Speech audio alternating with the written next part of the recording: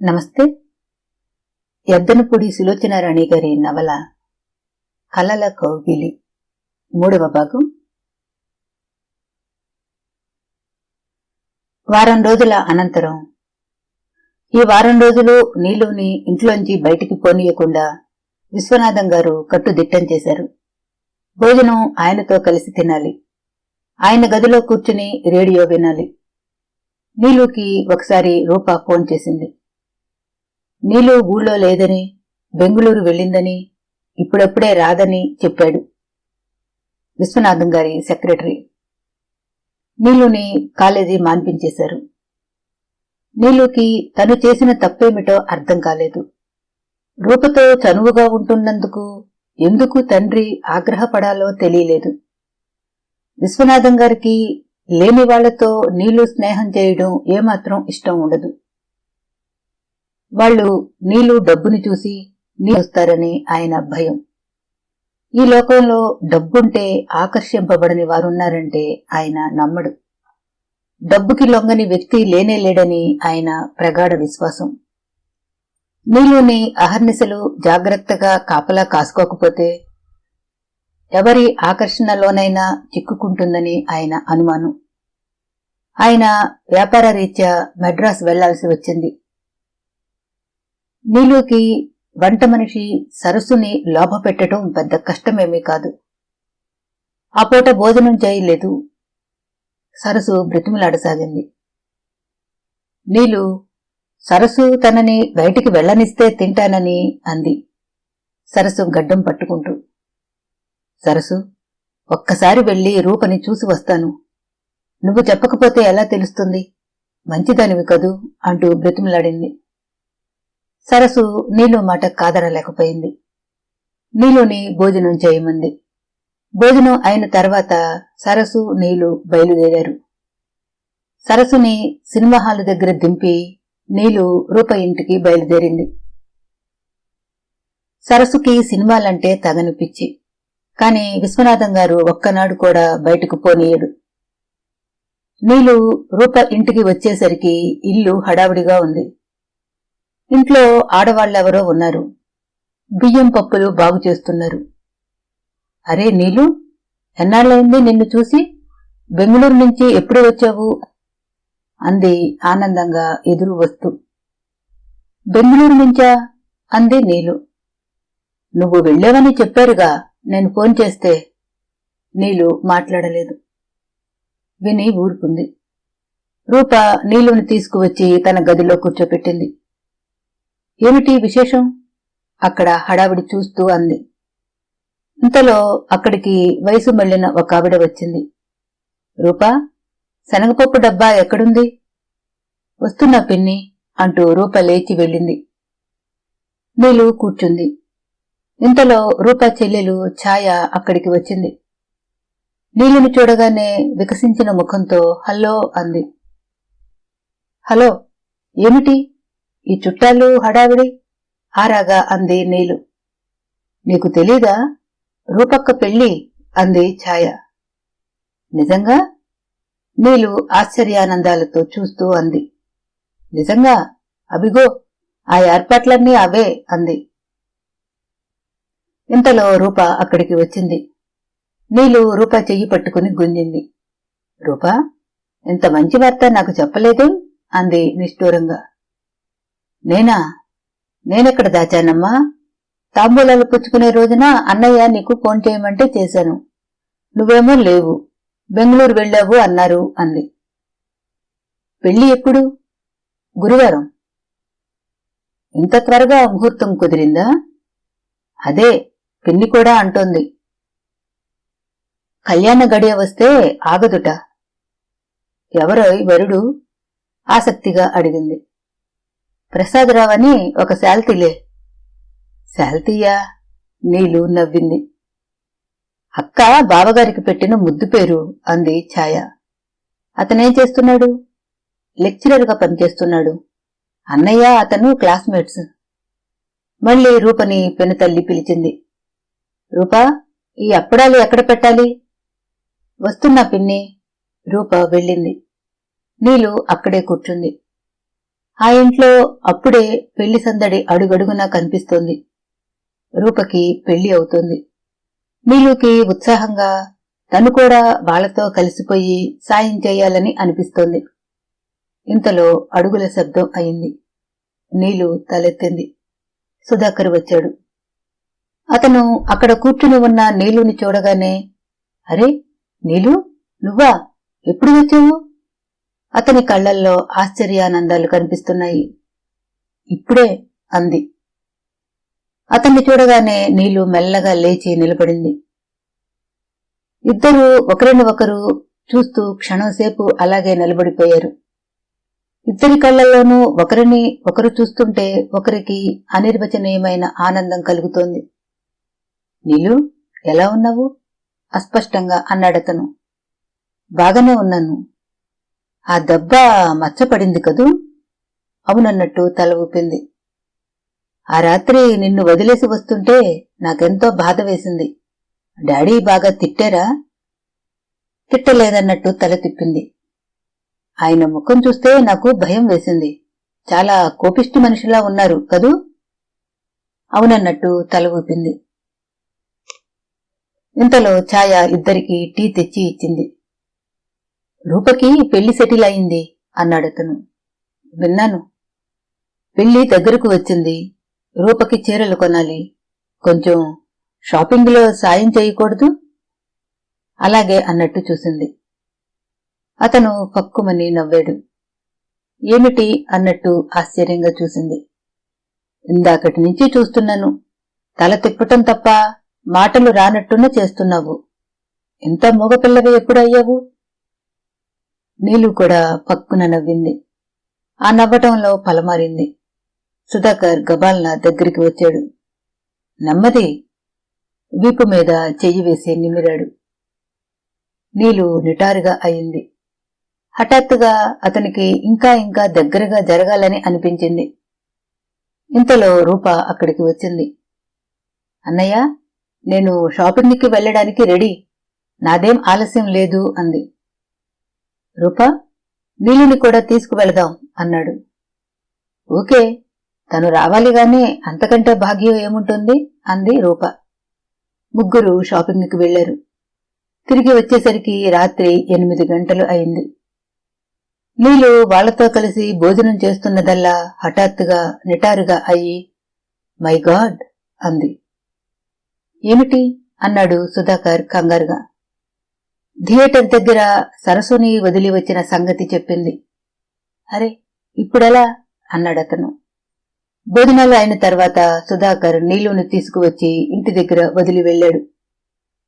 ఇంట్లో కాలుగలిన పిల్ల తిరుగుతున్న సరస్సు, భలే పని చేశారమ్మాయి గారు అంది నిష్ఠూరంగా. నీలు ఆవిడ గడ్డం పట్టుకుంటూ, సినిమా ఎలా ఉందో చెప్పు అంది. సినిమా సంగతి ఎత్తితే సరస్సుకు ఇంకేం గుర్తు ఉండదు. మర్నాడు కూడా రూప కోసం వెళ్ళింది. ఆ ఇంట్లో తను ఓ ముఖ్య వ్యక్తిలా తిరిగింది. పెళ్లి దగ్గరకు వచ్చింది. ఆ రోజు నీలు వెళ్లేసరికి ఇంట్లో సందడి లేదు. అంతా ఎవరి పనులలో వాళ్లున్నా వాళ్ల ముఖాలు దీనంగా ఉన్నాయి. నీలు ఛాయని అడిగింది. ఎందుకు రూప అలా ఉంది? ఏడ్చినట్టు కళ్ళు వాచి ఉన్నాయేమిటి? పెళ్లి జరగటం లేదుగా అందుకని. పెళ్లి జరగటం లేదా? ఎందుకని? అన్నయ్యకి కట్నం డబ్బు దొరకలేదు. మరేమో పెళ్లికొడుకు తల్లి ముందే ఇస్తేగాని పెళ్లి జరగదు అంటోంది. ఇందాక పెళ్లి పెద్ద వచ్చారు. ఆయన డబ్బు రేపివ్వకపోతే పెళ్లి ఆగిపోతుందని చెప్పాడు. అలాగా అంది నీలు. ఆ రోజు నీలుతో రూప సరిగ్గా మాట్లాడలేదు. సుధాకర్ ఇంట్లో లేడు. నీలు ఆ రాత్రి ఇంటికి వచ్చిందన్న మాటే గాని నిద్రే పట్టలేదు. తన దగ్గర డబ్బుంటే ఎంత బాగుండేది. అప్పేగా, సుధాకర్ తర్వాత ఎలాగైనా తీర్చేస్తాడు. తను ఏమైనా సరే ఈ సాయం చెయ్యాలి దృఢ నిశ్చయం చేసుకుంది. సుధాకర్ పడకుర్చీలో కూర్చుని జాబితా ఒకటి రాస్తున్నాడు. రాయటంలో తదేకంగా మునిగిపోయినట్లున్న అతను నీలు అడుగుల శబ్దం కూడా వినలేదు. నీలు అతని కుర్చీ పక్కగా ఒక్క నిమిషం నిలబడింది. తర్వాత మెల్లని స్వరంతో సుధా అని పిలిచింది.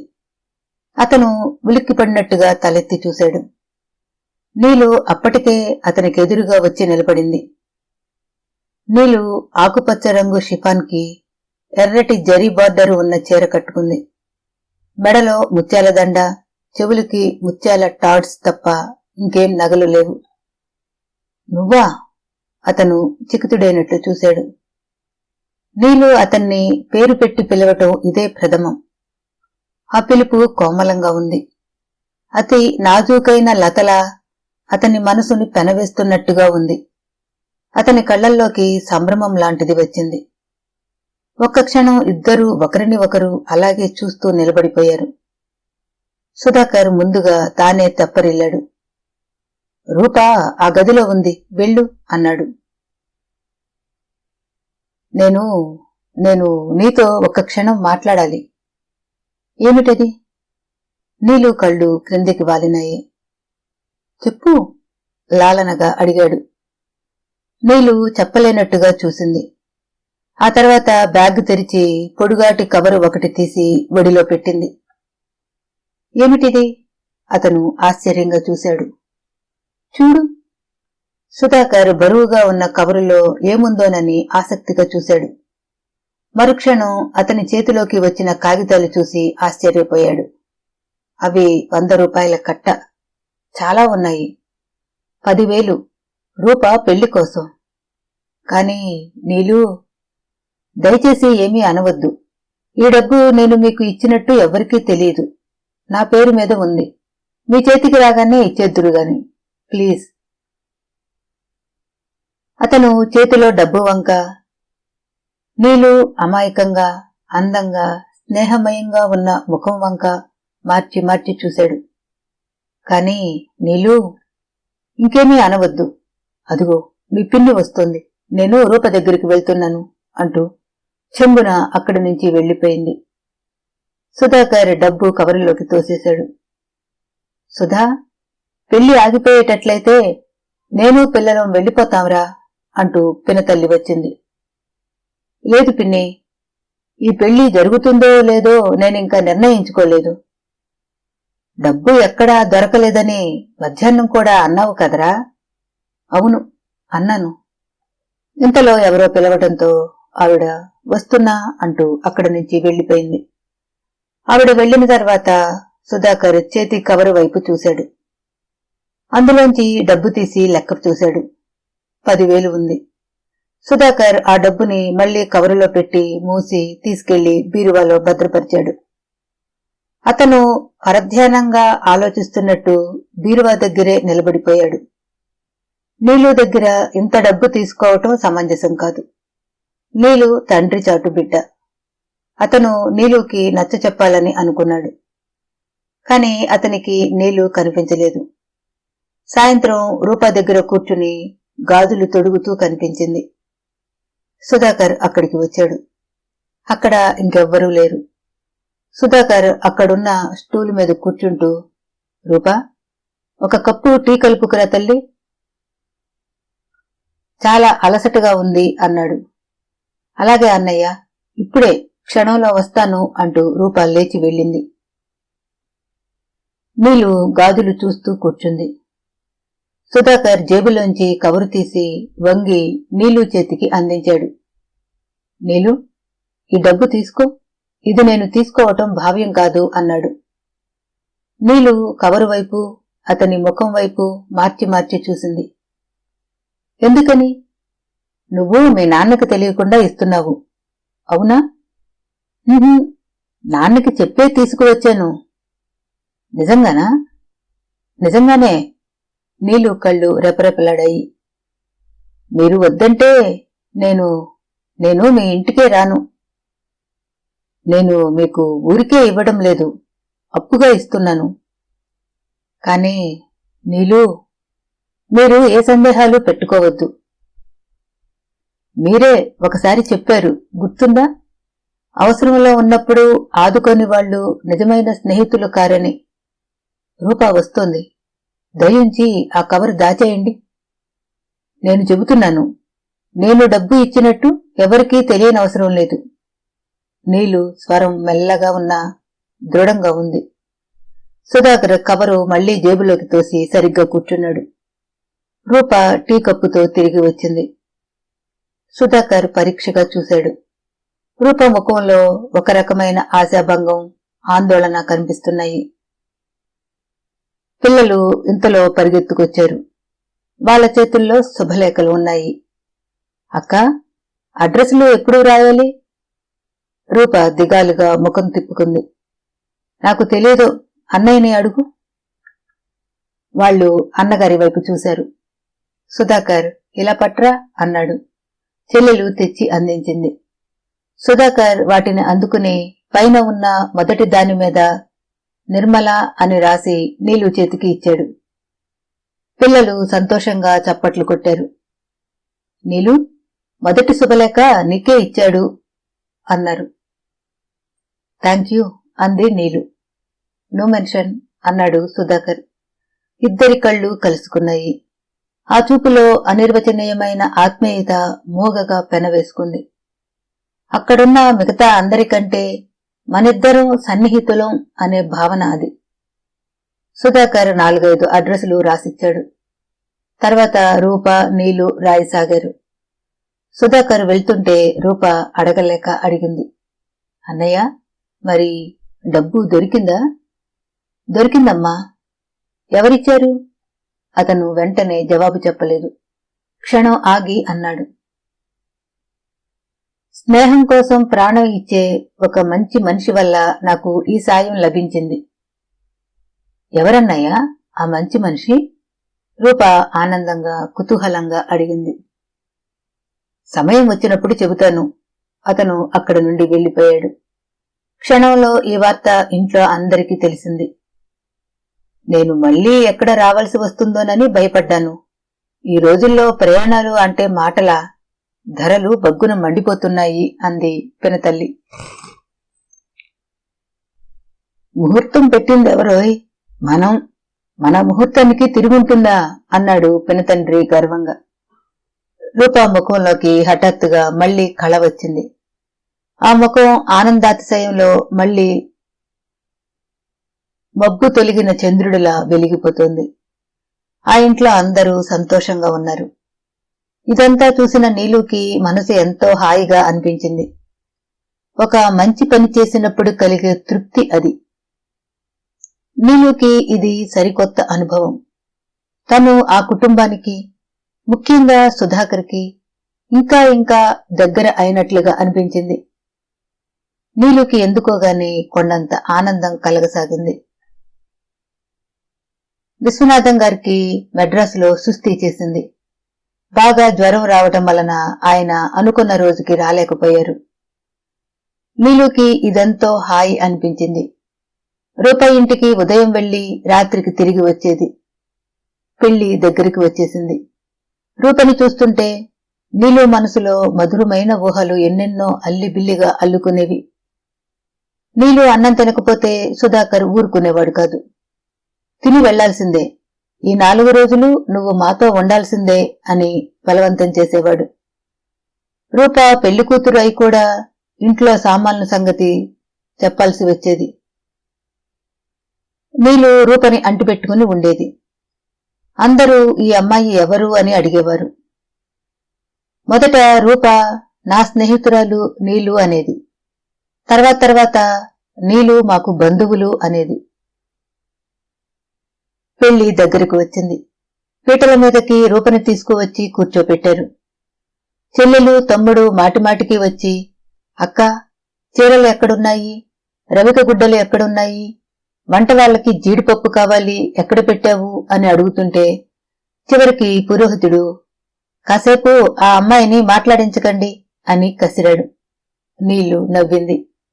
వచ్చిన వాళ్ళకి ఛాయతో పాటు తను కూడా పసుపు, కుంకుమ, అక్షింతలు ఇచ్చింది. పెళ్లి పందిరిలో అందరూ తల్లి తండ్రి లేకపోయినా ఈ పిల్లల్ని ఆ అన్నగారు ఎంత బాగా పెంచారు. పిల్లవాడు బుద్ధిమంతుడమ్మా. ఏ పిల్ల బంగారు పూలతో పూజలు చేసుకుందో అని వ్యాఖ్యానాలు చేయడం నీలు చెవుల్లో పడుతూనే ఉన్నాయి. పెళ్లి అయిపోయింది. ఫోటోగ్రాఫరు ఫోటోలు తీశాడు. భోజనాలు అయినాయి. సాయంత్రం కాలేజీ తరపున స్టూడెంట్స్, లెక్చరర్స్ వచ్చారు. అప్పగింతలు టైం వచ్చింది. రూప అత్తవారింటికి వెళ్లేందుకు బయలుదేరుతుంది. అందరికీ నమస్కారం చెప్పేసింది. చివరికి సుధాకర్ దగ్గరికి వచ్చేసరికి అతని నడుం చుట్టూ చేతులు వేసి ఒక్కసారి భావురుమనేసింది.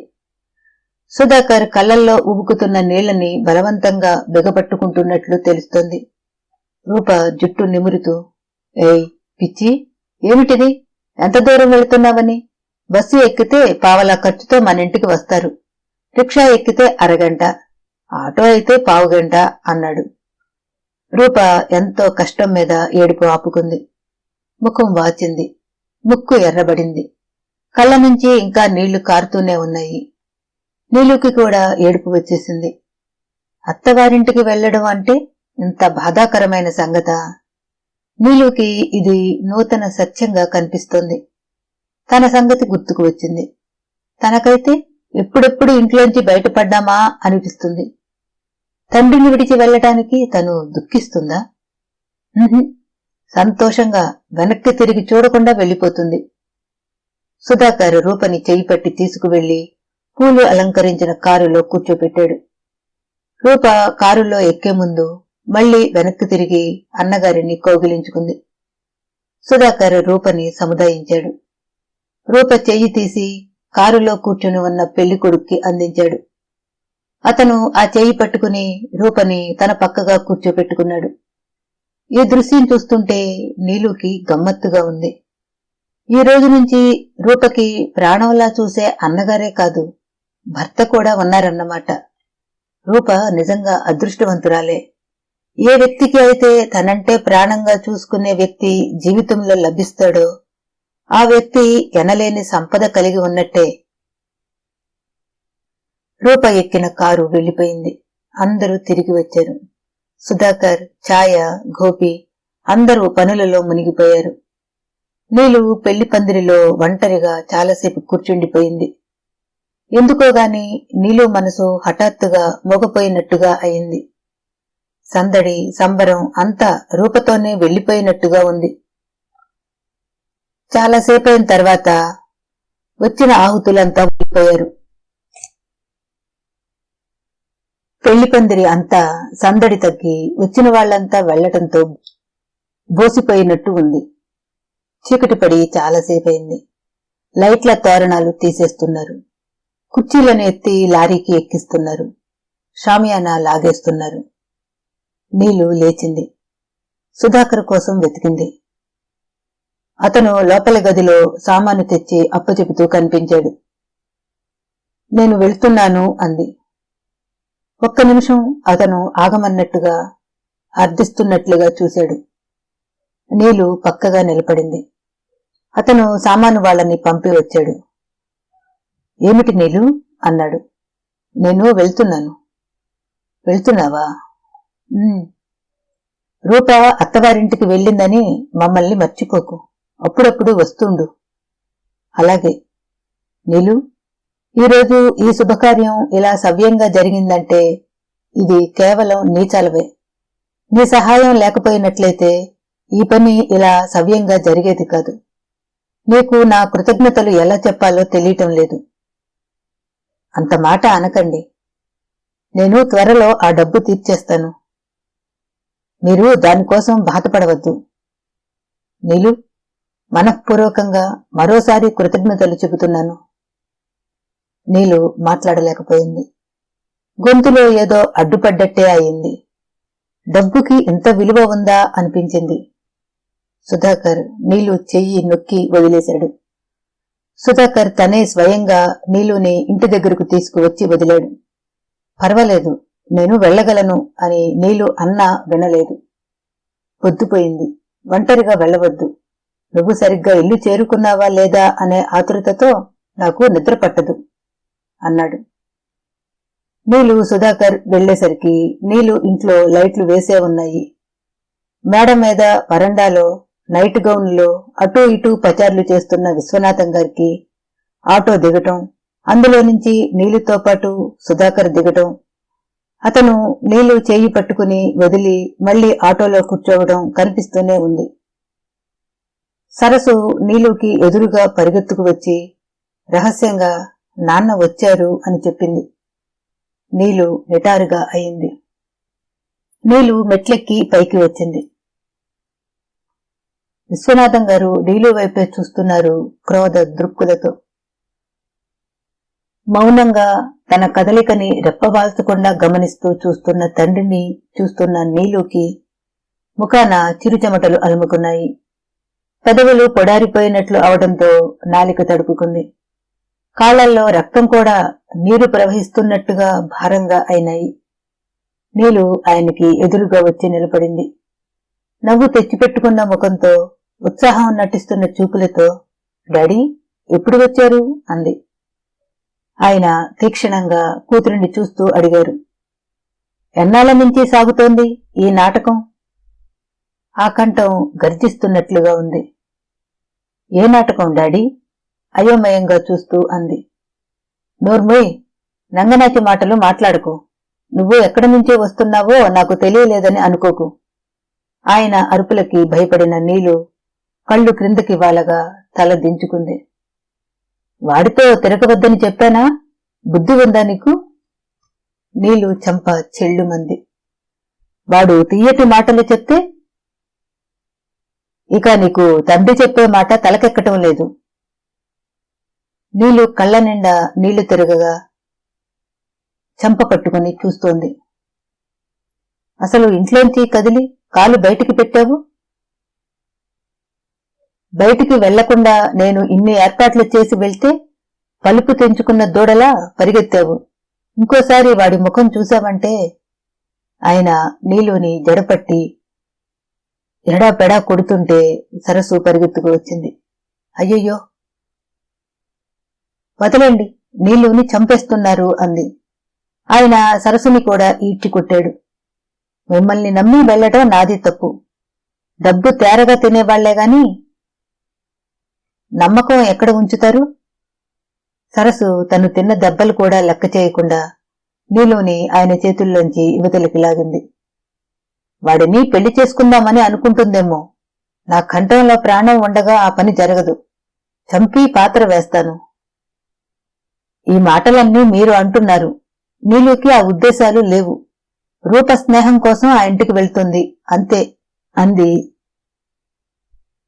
సరస్సు అప్పటికే నీలును పట్టుకుని లాక్కెళ్లి గదిలో తోసి తలుపులు మూసి వచ్చింది. నీకు కోపం వస్తే మరీ ఉచితానుచితాలు తెలియవు. ఇంకొక క్షణం ఉంటే ఆ పిల్ల ప్రాణం పోయి ఉండేది అంది. పోయినా పర్వాలేదు, పీడ పోయింది అనుకుంటాను. ఛీ, తండ్రి అనవలసిన మాట అదేనా? సరస్సు అంది. చూస్తుండగానే సరస్సు కళ్లల్లో నీళ్లు తిరిగాయి. పిల్లలు అనేవాళ్లు అందరికీ దొరుకుతారా? దానికి అదృష్టం కావాలి. ఉన్నవాళ్లకి విలువ తెలీదు. మీకు డబ్బు తప్ప ఏదీ ముఖ్యం కాదు. నోర్మయ్, అతిగా వాగావంటే 4 తంతాను. నా కూతురు, నా ఇష్టం ఆయన అరిచాడు. సరస్సు ముఖం నల్లపడింది. అవును కదూ, మీ కూతురు, మీ ఇష్టం. మధ్య నేనెవరిని? కాని నీలుని నేను ఎవరో అనుకుని పెంచలేదు. అలా పెంచి ఉంటే బాగుండేది. నాకు పుట్టని బిడ్డల్ని నీలులో చూసుకున్నాను. నీకు 1,00,000 సార్లు చెప్పాను నీలు గురించి ఇలాంటి వెర్రి ఆలోచనలు చేయవద్దని. నీలు మిగతా ప్రపంచానికి అంతటికీ ఎలా విశ్వనాథం గారి బిడ్డో నీకు అంతే. అవును, మీరెప్పుడూ చెబుతూనే ఉంటారు. నేనే అప్పుడప్పుడు మర్చిపోతుంటాను. ఈ ఇంట్లో నేను ఒక వంట మనిషినే కదూ. విశ్వనాథం గారు చాలాసేపు పైపు కాలుస్తూ అక్కడే నిలబడిపోయారు. తర్వాత దాన్ని నుసి చాప ఆకారంలో ఉన్న యాస్ట్రేలోకి రాలుస్తూ ఒక నిశ్చయానికి వచ్చినట్లు తల పంకించసాగారు. నీలు సరస్సు తోయగానే గదిలోకి వచ్చి పడి మంచం మీద కూర్చుంది. తండ్రి కొట్టడంతో నీలు చెంపలు కమిలిపోయి వేళ్ల వాతలు కనిపిస్తున్నాయి. అయినా నీలు చిత్రంగా ఏడవటం లేదు. అవమానంగా భావించి కుమిలిపోవటం లేదు. నీలు కళ్ళు పెద్దవి అయినట్లుగా శూన్యంలోకి చూస్తున్నాయి. తండ్రి కోపంలో అన్న మాటలే మళ్లీ మళ్లీ చెవుల్లో ప్రతిధ్వనిస్తున్నాయి. వాడిని పెళ్లి చేసుకుందామని అనుకుంటున్నావేమో. నా కంఠంలో ప్రాణం ఉండగా ఆ పని జరగదు. నీలు నిటారుగా కూర్చుంది. సుధాకర్ని తను పెళ్లి చేసుకోవడమా?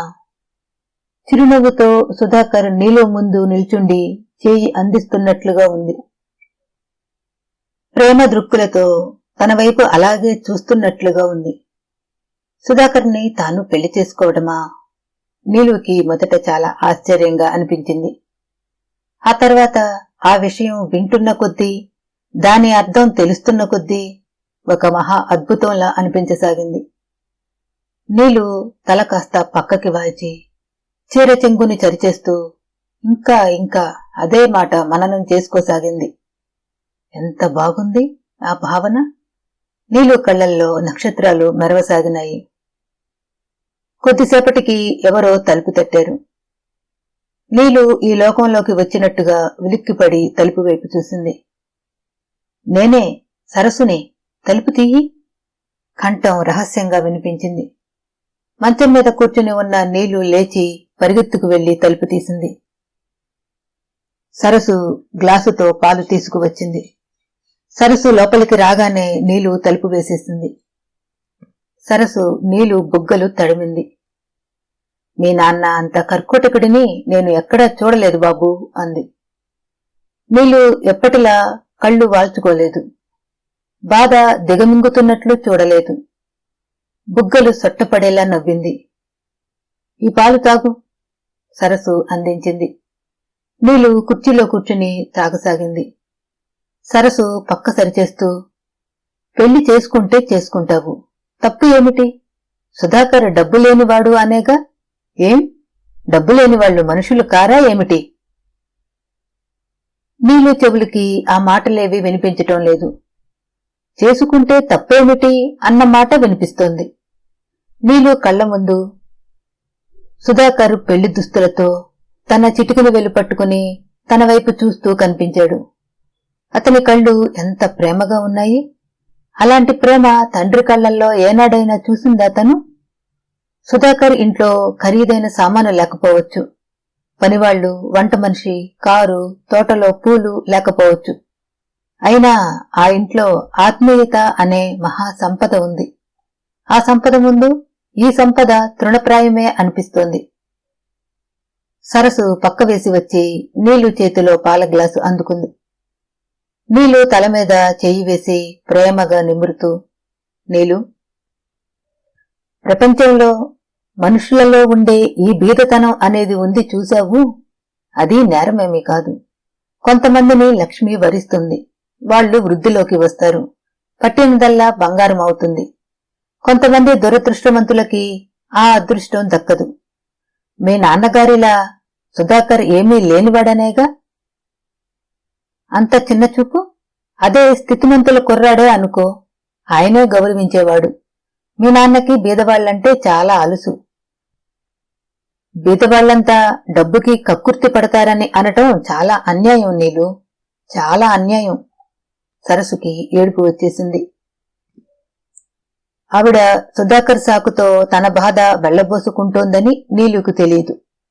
నీలుకి ఆవిడ మాటలు అర్థం కాకపోయినా బీదవాళ్ల గురించి ఆవిడ చెబుతున్న మాటలు ఎంతో బాగున్నాయి. అందులో ప్రతి అక్షరం నిజమేననిపించింది. సుధాకర్ పట్ల నీకు నిజంగా ఇష్టం కలిగితే అతన్ని నువ్వు పెళ్లి చేసుకోవటంలో తప్పేం లేదు. నీలు, ఏం, డబ్బున్న అబ్బాయిని చేస్తేనే సుఖపెడతాడని ఏమైనా గ్యారంటీ ఉందా ఏమిటి? నేను చూస్తూనే ఉన్నానుగా. ఈ డబ్బు బాగా ఉన్న కుర్రాళ్లకి కళ్ళు కాళ్ళు ఒకచోట నిలవవు. నువ్వు పెళ్లి చేసుకోవాలి అనుకుంటే నిన్ను ఎవరు బాగా సుఖపెడతారో నువ్వే చూసుకోవాలి. సుధాకర్కి నువ్వంటే చాలా ఇష్టమని నాకు అనిపిస్తోంది అంది. అవును అన్నట్టు నీలు తల ఊపింది. పొద్దుపోయింది, పడుకో. ఏమిటో, నిన్ను పెంచిన మమకారం వల్ల ఎంతసేపు నీవైపే ఆలోచించబుద్ధి అవుతోంది. మీ నాన్న కనుక నా మాటలు వింటే నా కాళ్లు విరగ్గొడతారు బాబు. అయినా నాకెందుకు మీ తండ్రి కూతుళ్ల వ్యవహారం అంది. నీలు సరస్సును పట్టుకుని ముద్దు పెట్టుకుంది. గుడ్ నైట్ అంది. సరసు నీలు బుగ్గగిల్లి నవ్వి వెళ్లిపోయింది. నీలు సరసును పంపి గది తలుపు గడియ వేసి వచ్చి బట్టలు మార్చుకుని నైట్ గౌను వేసుకుంది. జుట్టు రిబ్బన్తో కట్టుకుని అద్దం ముందు వచ్చి నిలబడింది. ముఖంలో చెంపల మీద తండ్రి చేతి వేళ్ల వాతలు స్పష్టంగా కనిపిస్తున్నాయి. అయినా నీలు దృష్టి వాటి మీద లేనేలేదు. తన కళ్లల్లోకి తనే తదేకంగా చూస్తోంది. సుధాకర్కి నువ్వంటే ఇష్టం సరసు మాటలే వినిపిస్తున్నాయి. నీలుకి శరీరం అంతా పులకరింతలా వచ్చింది. వచ్చి మంచం మీద పడుకుంది. సుధాకర్ మాటలే మళ్లీ మళ్లీ గుర్తుకు వస్తున్నాయి. ఆ క్షణంలో అతని దగ్గరకు వెళ్లిపోవాలనిపించింది. నేనంటే నీకు ఇష్టమా అని అడగాలనిపించింది. మనిద్దరం పెళ్లి చేసుకుందాం, నీకేమైనా అభ్యంతరమా అని అడిగేయాలని ఎంతగానో అనిపించింది. అతనేమంటాడు? పిచ్చి పిల్ల, అభ్యంతరం లాంటివి నీకు ఉండాలి గాని నాకెందుకు అంటూ దగ్గరకు తీసుకుంటాడేమో. తను ముఖం అతను గుండెల్లో దాచుకుంటుంది. ఆ స్పర్శ, వెచ్చదనం ఎంత బాగుంటాయో నీలుకి అది అనుభవమే. ఆ రోజు వన మహోత్సవానికి వెళ్లి తప్పిపోయినప్పుడు మళ్లీ కలుసుకోగానే అతను ఎలా దగ్గరకు తీసుకున్నాడు. మిగతా వాళ్లంతా చూస్తున్నారు. అతను ముందుకు వచ్చి గభాలన దగ్గరకు తీసుకున్నాడు. నీలుకి అదే గుర్తుకు రాసాగింది. విశ్వనాథం గారు ప్రొద్దుట పేపర్ చూస్తుండగా బత్తాయి రసం తెచ్చి అందించిన సరసు శుభవార్త వినిపిస్తున్నట్టుగా చెప్పింది. రాత్రి నీలుతో నేను మాట్లాడాను. సుధాకర్ని పెళ్లి చేసుకుంటుందిట. మీకు త్వరలోనే చెప్పాలని ఇద్దరూ అనుకుంటున్నారుట. ఆయన కనుబొమలు పైకి లేచినాయి. నేను అంగీకరిస్తానని అనుకుంటున్నారా? నేను కూడా అదే అన్నాను. మీరు ఇష్టపడకపోతే ఇద్దరూ రిజిస్టర్ మ్యారేజ్ చేసుకుంటారుట. ఏమిటి? ఆయన అరిచిన అరుపు అక్కడంతా ప్రతిధ్వనించింది. కోప్పడితే ఆగే పనులు కావు ఇవి. నీలుకి మనం మెల్లగా నచ్చ చెప్పుకోవాలి అంది. ఆయన ముఖంలో కఠినత్వం క్రమంగా తగ్గింది. దీనంగా చూస్తున్నాడు. సరసు, నచ్చ చెప్పటానికి ఇక్కడ ఇంకెవరున్నారు? అలాంటి మాటలు మగవాడిని నేనేం మాట్లాడగలను? నువ్వు చిన్నప్పటి నుంచి దాన్ని పెంచావు, నువ్వే చెప్పాలి. మీరలా నా మీద నమ్మకం ఉంచితే చాలు అంది సరసు. సరసుకి చాలా సంవత్సరాల నుంచి విశ్వనాథం మీద ఒక అక్కసు ఉంది. ఆయన తన పేదరికాన్ని ఎన్నోసార్లు అవహేళన చేశాడు. డబ్బు కోసమే తను పడి ఉన్నట్లు మాట్లాడేవాడు. సరసుకి చాలా బాధ వేసేది, ఆగ్రహం కలిగేది. ఎన్నోసార్లు వెళ్లిపోవటానికి పెట్టి సర్దుకుంది. కాని మళ్లీ తమాయించుకుంది. ఆయన వెక్కిరంతా లక్ష్యపెట్టక వదిలేస్తే ఈ ఇంట్లో ఎంతో సుఖం ఉంది. బయటికి వెళితే ఇలాంటి ఆశ్రయం మళ్లీ దొరుకుతుంది అనే ఆశ లేదు. విశ్వనాథం గారి ఉంపెడగత్తెగా పేరు పడిపోయింది. ఇదంతా ఆలోచించుకునే సరసు వెళ్లటం విరమించుకుని ఉండిపోయేది. సరసులో ఒక రకమైన కోపం బాగా మొలకెత్తి శాఖోపశాఖలుగా విస్తరించసాగింది. ఆయనకి పేదవాళ్లంటే ఎంత అసహ్యమో. అంత పేదవాడు నీలుని పెళ్లి చేసుకునేలా చేయాలి. అప్పటికిగాని తనకి తృప్తి రాదు, శాంతి కలగదు. సుధాకర్ చాలా బేదవాడు. అందుకే సరసు నీలుని సుధాకర్ వైపు నెట్టసాగింది. అతనితో పరిచయం ప్రోత్సహించసాగింది. 3 రోజుల తర్వాత గదిలో పుస్తకం చదువుకుంటూ కూర్చుని ఉన్న నీలు దగ్గరికి సరసు వచ్చింది. సరసు చేతిలో కూరల బుట్ట ఉంది. నీలు, ఈ మాట విన్నావా అంది. నీలు పుస్తకంలోంచి తలెత్తుతూ ఏ మాట అన్నట్టు చూసింది. సుధాకర్కి బాగా జ్వరంగా ఉందట. మార్కెట్లో ఛాయా కనిపించి చెప్పింది. ఏమిటి? నీలు చేతిలో పుస్తకం మూసేసింది. రూప ఊళ్ళో లేదుట. భర్తతో కలిసి తిరుపతి వెళ్ళిందట. పాపం ఇంటిలో ఛాయా, గోపి ఇద్దరే అట. అన్నగారికి అలా జ్వరం రావటం ఛాయకి ఎప్పుడూ తెలియదుట. కంగారుగా ఉంది. నీలు కూర్చుండిపోయింది. పాపం, చేతిలో పెద్దగా డబ్బు కూడా ఉండి ఉండదు. అవస్థ పడుతున్నట్టున్నారు. నీలు చేతిలో పుస్తకం పక్కన పడేసి మంచం మీద నుంచి దిగి చెప్పులేసుకుని అల్మారాలో ఉన్న బ్యాగ్ తీసుకుని బయలుదేరింది. నీలు, ఆగు, ఎక్కడికి అంది సరసు. సుధాకర్ని చూసి వస్తాను. మీ నాన్న ఉన్నారు. తెలుసు అంటూనే పరిగెత్తింది. విశ్వనాథం గారు డ్రాయింగ్ రూంలో తన కోసం వచ్చిన అతిథులతో మాట్లాడుతున్నారు. నీలు పక్క వరండాలో నుంచి చెప్పులు చప్పుడు కాకుండా మెల్లగా నడుస్తూ వెళ్లిపోయింది. నీలు సరాసరి ఆటోలో సుధాకర్ ఇంటికి వచ్చింది. నీలు వెళ్లేసరికి ఛాయ కూర్చుని హోంవర్క్ చేస్తోంది. గోపి బట్టలు ఉతుకుతున్నాడు. ఛాయ నీలుని చూడగానే నవ్వు ముఖంతో రా అని పిలిచింది. అన్నయ్య ఎక్కడా అంది నీలు. ఛాయ చేతితో గదివైపు చూపింది. ఆ గదిలో ఉన్నాడు. జ్వరంగా ఉంది అంది. ఎన్ని రోజుల నుంచి అంది నీలు. 3 రోజుల నుంచి. డాక్టరు వచ్చి చూశాడా? పక్కింటి మామయ్య గారు ఇచ్చిన హోమియోపతి మందు వేసుకున్నాడు. నీలు ఆ గది వైపు వెళ్తుంటే ఛాయ తోడు వచ్చింది. ఛాయ నీలు శబ్దం కాకుండా మంచం దగ్గరికి వచ్చి నిలబడ్డారు. మంచం మీద సుధాకర్ తల పక్కకి వాల్చి నిద్రపోతున్నాడు. అతని ముఖం జ్వర తీవ్రతతో నునుపుగా ఎర్రగానూ ఉంది. డాక్టర్కి చూపించకపోతే ఎలా అంది నీలు రహస్యంగా. డాక్టరా? మాకెవరూ తెలీదు అంది ఛాయ. జ్వరం ఎంత ఉంది? మధ్యాహ్నం 104 డిగ్రీలు ఉంది. బాప్రే, అంత జ్వరం ఉంటే డాక్టర్కి చూపించలేదా? అన్నయ్యని అడిగితే వద్దన్నాడు. అదే తగ్గుతుందిట. మాటల శబ్దానికి అలికిడి విన్నట్టుగా సుధాకర్ కళ్ళు తెరిచాడు. నీలు అతనికెదురుగా నిలబడి ఉంది. మొదట జ్వర తీవ్రతతో ఉన్న అతని కళ్ళకి నీలం చుక్కల పంజాబీ డ్రెస్సులో ఉన్న ఆ యువతి ఎవరో సరిగ్గా తెలియలేదు. నీలు అతన్ని చూడగానే నవ్వింది. భారంగా ఉన్న అతని కళ్ళు శాంతం తెరుచుకున్నాయి. నీలు అన్నాడు. నీలు ఒక అడుగు ముందుకు వేసి అతని దగ్గరగా వచ్చింది. బాగా జ్వరంగా ఉందా అంది పలకరింపుగా. కొద్దిగా. కొద్దిగా అంటే 104 డిగ్రీలు కదూ. ఎప్పుడు వచ్చావు నువ్వు? డాక్టర్కెందుకు చూపించుకోలేదు? నిష్ఠూరంగా అడిగింది. మందు వేసుకున్నాను. కూర్చో. నీలు కూర్చోలేదు. అన్నయ్య, బ్రెడ్ తింటావా? ఛాయ అడిగింది. వద్దమ్మా. గోపి ఎక్కడా? దొడ్లో ఉన్నాడు. ఇల్లు వదిలిపెట్టి ఎక్కడా తిరగవద్దని చెప్పు. ఏదైనా తిను అన్నయ్య. 3 రోజుల నుంచి ఏం లేదు నీలుతో అంది ఛాయ. ఆకలి వేస్తే నేనే అడుగుతానుగా అన్నాడు. అతను ఛాయ అన్నం తిన్నదో లేదో అడిగాడు. గోపిని రేపటి నుంచి స్కూలుకి వెళ్లమని మానవద్దని చెప్పాడు.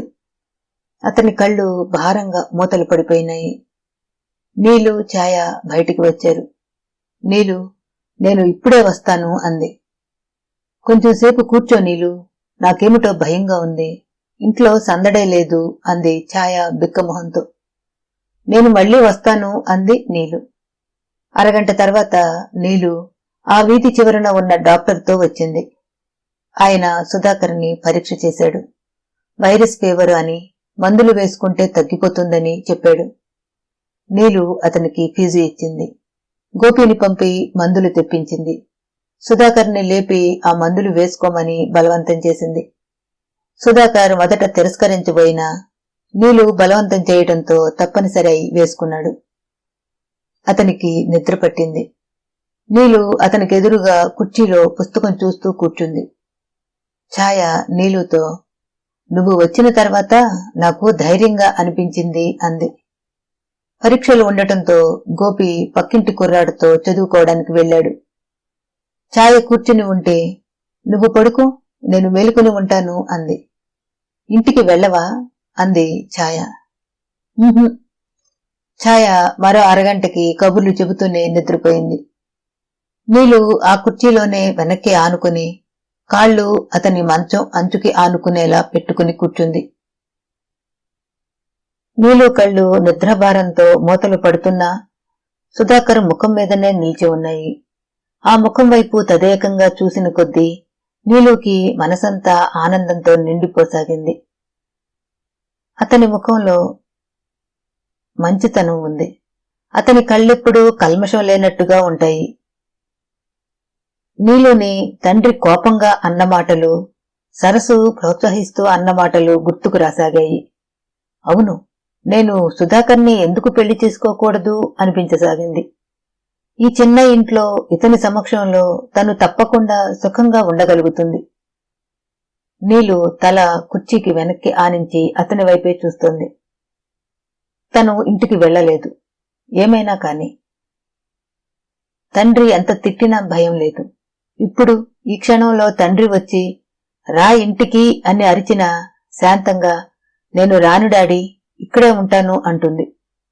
నీలు కళ్ల ముందు ఆ దృశ్యాలు జరుగుతున్నట్టే కనిపిస్తున్నాయి. ఆలోచిస్తుండగానే నీలు కళ్ల మీదకి నిద్రమత్తు తెరలా వచ్చిపడింది. నీలు ఉన్నట్టుండి లేచింది. మంచం మీద సుధాకర్ మూలుగుతున్నాడు. అతని ముఖం నిండా చెమటలు పట్టినాయి. దాహం అంటున్నాడు. నీలు చప్పున లేచి వెళ్లి గ్లాసుతో నీళ్లు తెచ్చి అతని మంచం మీద కూర్చుని తాగించబోయింది. లేచి కూర్చుని నీళ్లు తాగుతున్న అతను ఆశ్చర్యంగా చూశాడు. నువ్వా? అతని జ్వరం కళ్ళు ఆశ్చర్యంగా చూసినాయి. నేనే అన్నట్టు నవ్వుతూ చూసింది. నీలు? అతను అయోమయంగా చూస్తూనే నీళ్లు తాగాడు. నీళ్లు తాగిన కొద్దిసేపటికి అతని ప్రాణం స్థిమితపడ్డట్టు అయింది. నీలు అతనికి ఆసరా ఇచ్చి వెనక్కు పడుకోపెట్టింది. నీలు చొరవగా అతని మంచం మీదనే అతనికి దగ్గరగా కూర్చుని ఉంది. నీలు, టైం ఎంత? నీరసంగా అడిగాడు. 12:30 వాచి చూసుకుని చెప్పింది. మై గాడ్, నువ్వు ఇంటికి వెళ్ళలేదా? వెళ్ళలేదు. వెళ్ళను. ఇంటి దగ్గర చెప్పే వచ్చావా? తల అడ్డంగా తిప్పింది. మరి కంగారు పడరు? నాకు తెలీదు. అతను వెనక్కి దిళ్లకి ఆనుకుని కూర్చున్నాడు. నీలు లేచి వెళ్లి మందు తీసుకుని వచ్చింది. వేసుకోమన్నట్టు ఇచ్చింది. అతను ముడిపడిన కనుబొమ్మలతో చూశాడు. ఇవి నాకెందుకు? నేను వేసుకోను. ఇంత క్రితం వేసుకున్నారు? నేనా? అతను ఆశ్చర్యపోయాడు. అవును, డాక్టర్ వచ్చాడు. మీకు బాగా వైరస్ ఫీవర్ ఉందని చెప్పాడు. ఇప్పటికీ 2 డోసులు పడినాయి. డాక్టర్ వచ్చాడా? అది కల కాదా? డాక్టర్ని ఎవరు తీసుకువచ్చారు? నేనే. నువ్వా? అవును, గర్వంగా చూసింది. మీరు మందు వేసుకుంటే మననే తగ్గిపోయేది అంది నిష్ఠూరంగా. వేసుకున్నాను నీలు. ఏది ఆ తెల్ల గోళీలా? చిరాగ్గా చూసింది. హోమియోపతి మాకు బాగా అలవాటు. వాటితో కూడా తగ్గుతుంది. మరీ తీసిపారేయకు. ఏమో, నాకు తెలీదు. మిమ్మల్ని చూస్తే భయం వేసింది. హోమియోపతిలో నాకు నమ్మకం లేదు. మా సరసు వేసుకుంటుంది. అది చాలా నిదానంగా పనిచేస్తుందిట. అతను చిరునవ్వుతో చూస్తున్నాడు. జ్వరంగా ఉన్న అతని కళ్ళకి నీలు గమ్మత్తుగా ఉంది. ఆ లేత ముఖంలో తెచ్చిపెట్టుకున్న హుందాతనం ముచ్చటగా ఉంది. నీలు, నువ్వు ఇంటికి వెళ్ళినట్టయితే బావుండేది. ఇలా ఉండిపోతే నలుగురు ఏమనుకుంటారు అన్నాడతను. పక్క మీద ఉన్న దుప్పటి అంచుని వేళ్లతో రాస్తున్న నీలు చివ్వున తలెత్తింది. ఏమనుకుంటారు అంది. ఏదైనా అనవచ్చు. అనవసరంగా మాటలు ఎందుకు? చెప్పు. నువ్వు పెళ్లి కావలసిన దానివి. మీరు కూడా పెళ్లి కావలసిన వారేగా? నీలు అన్న తీరుకి అతనికి నవ్వు వచ్చింది. ఆ ముఖంలో అమాయకత్వానికి అతను ముగ్ధుడయ్యాడు. నేను మగవాడిని, పర్వాలేదు. నాక్కూడా పర్వాలేదు. ఎందుకంటే నీలు ఆగింది. ఆగేవేం? చెప్పు అన్నాడతను. నేనే పరాయి వాళ్ళింట్లో ఉండలేదుగా. నువ్వు? నేను మిమ్మల్ని పెళ్లి చేసుకుంటున్నాను. నీలు తలెత్తి అతని వైపు చూసింది. అతను చకితుడైనట్టు చూశాడు. నిజం అంది నీలు. హఠాత్తుగా అతనికి దగ్గరగా జరిగింది. నీలు? అతను అప్రతిభుడైనట్లు చూస్తున్నాడు. జ్వరం నిండిన కళ్లల్లో నివ్వెరపాటు స్పష్టంగా కనిపిస్తోంది. నిజం. మీకు జ్వరం తగ్గగానే డాడీకి చెప్పేద్దాం. నీలు అంటూ హఠాత్తుగా అతని మీదకు వంగి అతని గుండెల్లో ముఖం దాచుకుంది. ఇప్పుడు చెప్పండి, నేనిక్కడ ఉండిపోవటం కరెక్టే. అవునా కాదా? నీలు అతని భుజాలు గట్టిగా పట్టుకుంది. సుధాకర్ మాట్లాడలేదు. మాట్లాడరే? చెప్పండి. లోకం ఏమనుకుంటే నాకేమిటి? అవునా? నీలు కంఠం భావోద్వేగంతో కంపిస్తోంది. సుధాకర్ మాట్లాడలేదు. అతని చెయ్యి మెల్లగా కదిలి నీలు వీపు మీద ఆనింది. మనిద్దరం పెళ్లి చేసుకుంటున్నాం. ఇది నిజం, నిజం అంది నీలు గట్టిగా. నీలు? అతని పెదవులు అస్పష్టంగా కదిలినాయి. అతని చెయ్యి నీలు వీపు మీద నిమిరినట్టుగా రాయసాగింది. 1 నిమిషం తర్వాత నీలు తలెత్తింది. అతని వైపు చూస్తూ నవ్వుతూ అంది. అమ్మయ్యా, మీకెలా చెప్పటమా అని సతమతమవుతున్నాను. చెప్పేశాను. ఇప్పుడు హాయిగా ఉంది అంది. ఇది ఇది నిజమా నీలు? అతను అస్పష్టంగా అడిగాడు. నిజం. మీరంటే నాకిష్టం. నాలాగానే మీకు కూడా నేనంటే ఇష్టం ఉంటే మన పెళ్లి జరుగుతుంది. చెప్పండి, ఇష్టం ఉందా లేదా? 1 క్షణం అతను జవాబు చెప్పలేనట్టు చూశాడు. మరుక్షణంలో జ్వరంతో కాలుతున్న అతని చేతులు నీలుని బిగి కౌగిలిలో బంధించి వేసినాయి.